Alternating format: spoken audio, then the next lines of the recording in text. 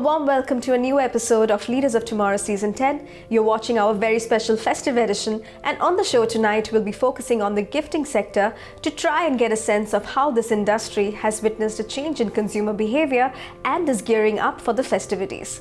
We'll be first in conversation with one of the pioneers in India's gifting category, Ferns N Petals, and on the other side of the break, I'll be speaking to a new age e-commerce gifting brand, the June Shop.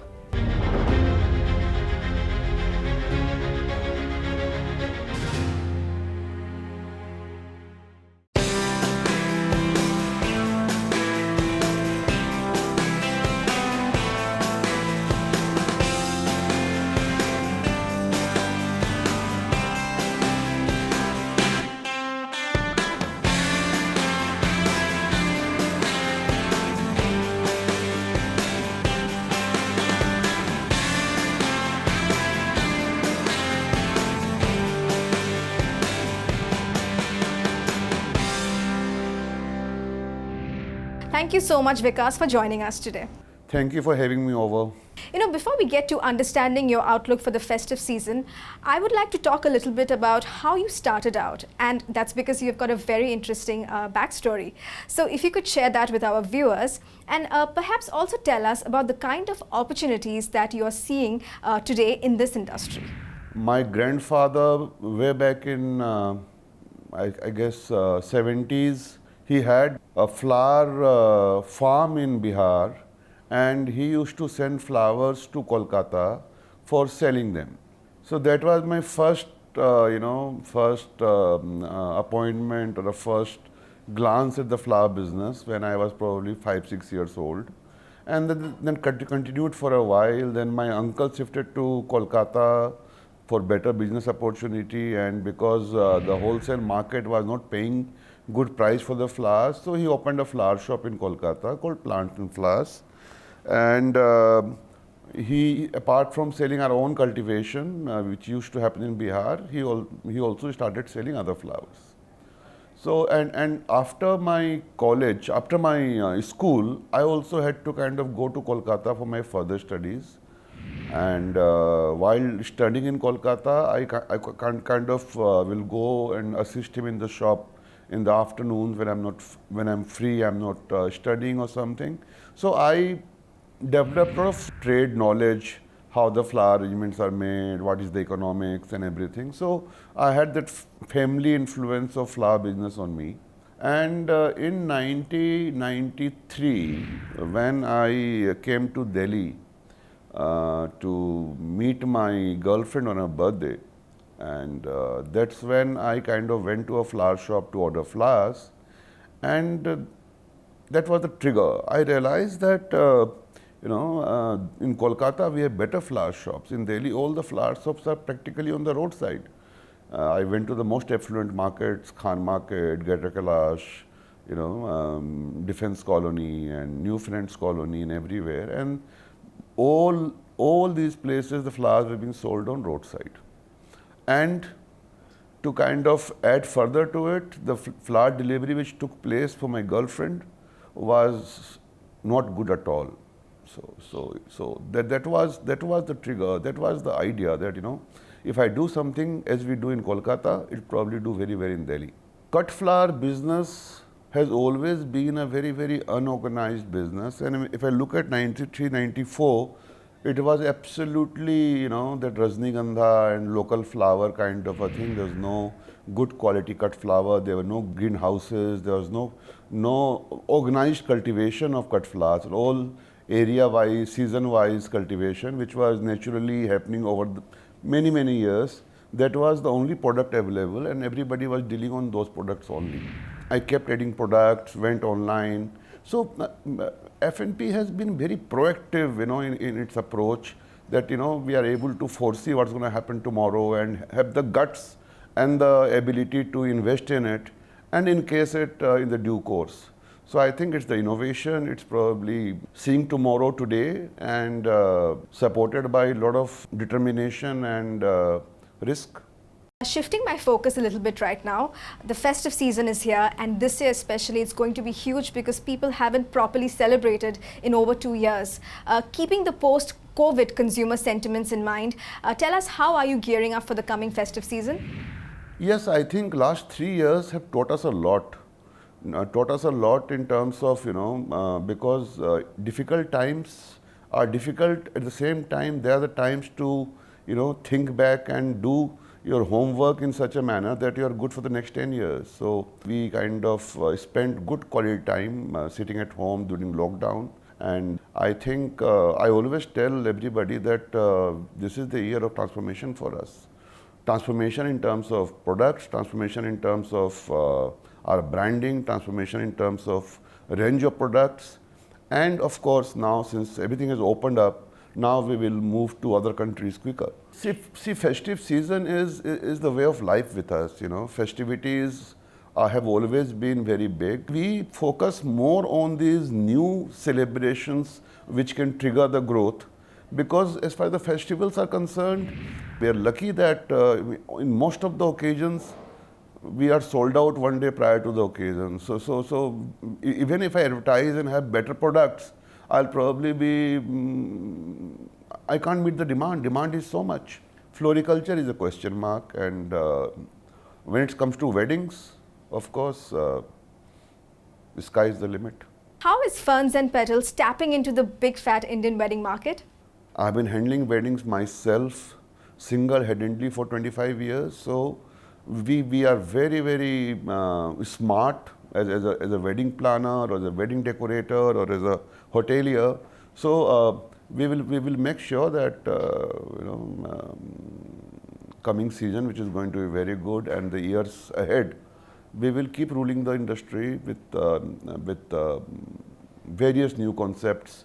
And I'll share with you, we are even going to the extent of promoting, saying that कोई मरने की date नहीं, जीने की date नहीं, तो शादी की डेट क्यों? हर दिन सुबह. So let's have weddings every day. It's a seasonal business. Now, if I can make this seasonal business into a round the year business, it's going to be 4 times in what it is today. Tell us, what are you doing differently that is helping the brand stand out from other players in this segment, especially during this competitive festive season? From what I've read, you have over 70,000 products across various categories and 8.2 million online customers today. What is your approach to stay ahead in the game? The most important part of gifting, flowers, weddings, whatever we are doing is they're all very design oriented. They must look pretty. It must be very attractive. So we concentrated and we have that flair to have the best product, the best design. So our USP has always been the unique product variety, innovative designs. Okay. So investing in that technology, investing in manpower, which looks disproportionate at times, but yes, in the longer run it works. So that vision of always being ahead of time in terms of our design, in terms of innovation, in terms of new products, and of course backed with good service and good quality. Because you have also consistently explored and ventured into new markets, international markets, while maintaining a stronghold on the existing market. Now that's difficult to do. What is your expansion strategy, and what do you keep in mind, when you're looking out to open a store in a completely different country? See, the idea is that, if your formula is right, the most difficult part is to get the formula right. The whole economics of selling a flower or doing a wedding or selling flowers online. So over the years, we've kind of mastered the art of, selling the flowers and the gifts. And now that art which we have mastered is very rare, because flower business and gifting business all over the world is a family run business. You have very few corporates who do it in an organized manner like we do in India.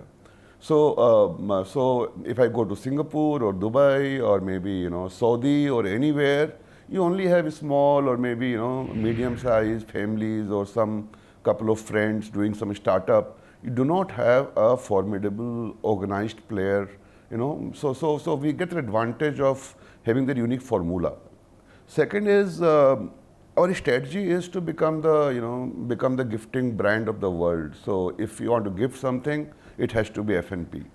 So that vision to be a true multinational and to be selling gifts all over the world. And I always tell my team that if you're able to reach, can kind of deliver a gift in half an hour anywhere in the world, that's the day I'll say, look, we have worked hard and we have been rewarded. Vikaas, tell us your overall outlook with regards to the floral industry, the kind of growth and demand you expect to see, and really tell us why flowers make for the best gifts during the festive season.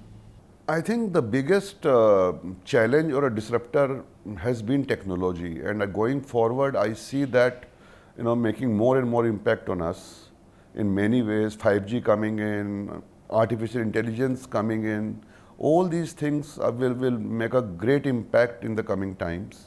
As far as consumption of flower is concerned, it's increasing every day. And I think I see no reason for it not to increase further. So as far as the flower industry in total is concerned, of course, is going to grow fast and grow big. Well, thank you so much, Vikaas, for joining us today. It was a pleasure chatting with you. Thanks a lot again. It's time for a quick break here. We'll be back shortly. Stay tuned.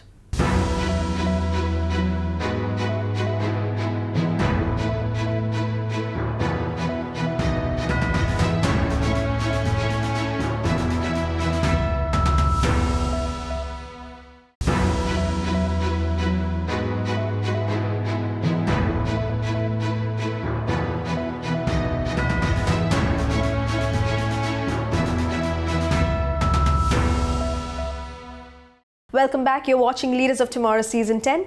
Tonight, we are deep diving into the festive gifting sector and what companies are doing to keep up with consumer trends this season. Right now, we'll be in conversation with the June Shop, an online lifestyle and gifting brand.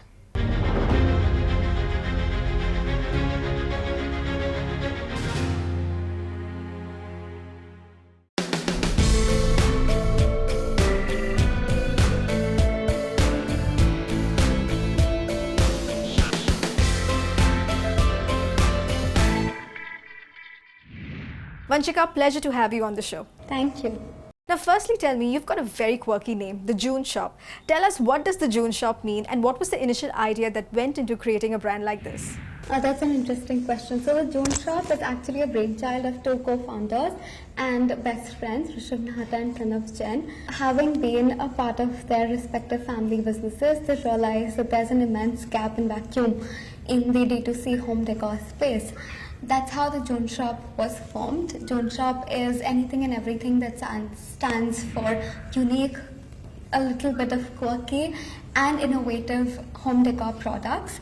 And in terms of the name, I think the June Shop, the word June is a Latin derivative that means young. So in terms of our product range, we try to incorporate as many young and fresh products that help you amp up any given space and spruce up any given space.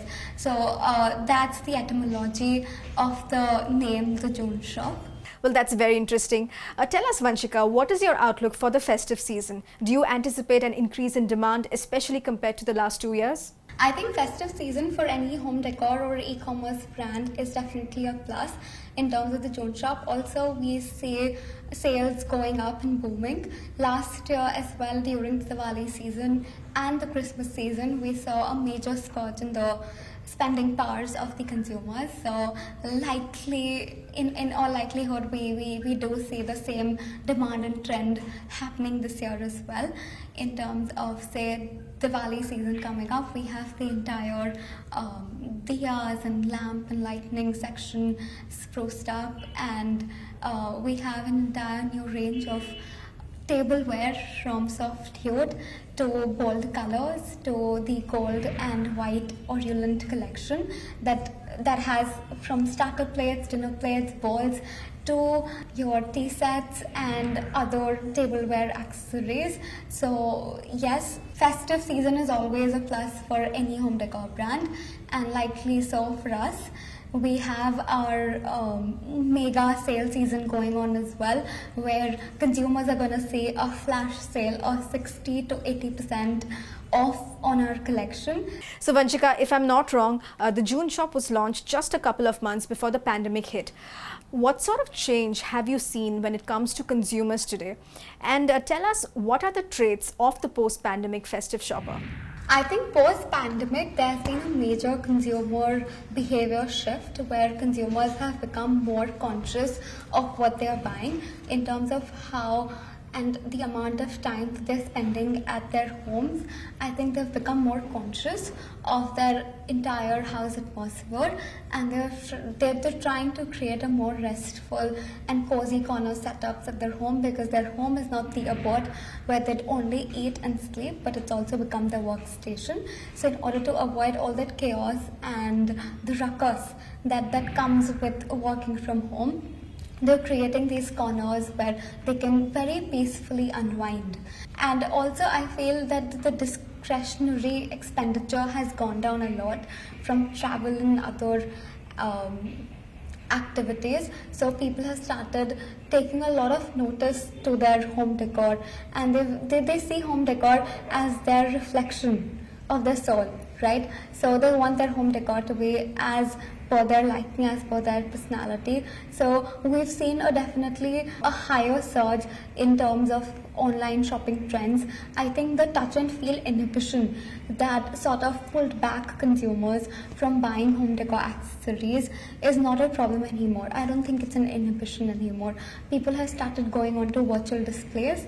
They've gotten more interested in the product reviews, and they've become more active and progressive participants of home decor accessories. So we've definitely seen an uprise in the home decor accessories, and that's really helped us, because in terms of quality and in terms of taking feedback, June Shop stands absolutely in the forefront.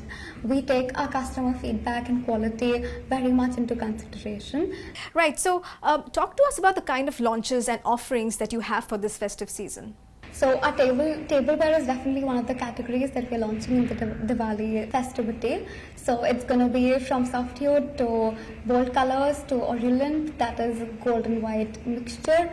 We have our lights and lamps fully being refurbished. We have soft furnishings coming into play.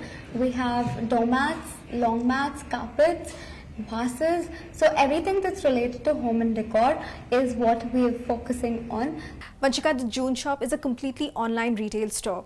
How do you intend to compete with other big gifting companies, such as Archie's or Ferns N Petals, who not only have a solid offline presence, but they're also online now?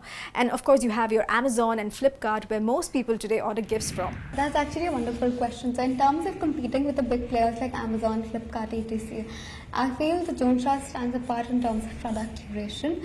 There's a lot of time and effort that goes into a product coming into fruition. We have a designing team in place that sort of sits down, collects data, understands what the consumers want, and after like a full in-depth research is when they start designing the products, and the prototype comes into the picture, and that's when we finalize on the final product. So I think there's like a very lengthy process that's involved into the product coming into the final picture. So that's definitely one of the factors that set us apart. In terms of pricing, I think we've been very competitive with the other big players. We're only 2.5 years old with 6,000 plus SKUs, but I think in terms of pricing, we've been able to manage neck to neck with the big players, if not lesser. So I think that's a very big win for us. In terms of uniqueness, I think we're always a notch higher. We try our level best to come up with unique products, not in terms of just aesthetics, but also in terms of functionality and utility. So we always have that in our mindset and on our radar to have products that encompasses all these factors: aesthetics, functionality, beauty, utility, and other factors. So that is one of the key places where I think we sort of differentiate. Also, the June Shop stands for primarily the ideology that we help you amp up any given space. So whilst Amazon, Flipkart are big players that will give you umpteen number of options, we don't give you that option to get confused and get lost onto the website, right? We'll give you very limited options, but they'll all be the good ones, the better ones. So we sort of have that advantage that we'll help you amp up any space, but the options are not very competitive to each other. Amazon has like 2-3 players competing for the same product but in different prices. We aren't a marketplace essentially, so that's where we differentiate from the big players. And in terms of the ingrown brands, I think we offer a lot more SKUs and a lot more variety onto our website.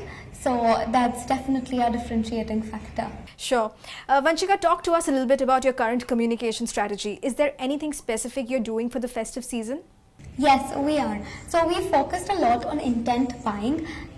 Initially, when we started, ever so slightly it was impulse buying, but very soon we realized that consumers are very driven by the intent buying segment. So the landing pages that are curated, they are very intent buying specific, where they're tailor-made. So if you're looking for Diwali specific products or like Diya specific segments, you're going to get them on our portal very easily. So the search engine and everything's very tailor-made. So the intent buying segments gotten a very high peak on our portal, and we've started with very high offers. So the buy one get one was a very big hit on our portal, and we've taken that a notch higher, where the June shop offers flat 70 to 80% on certain segments and certain products.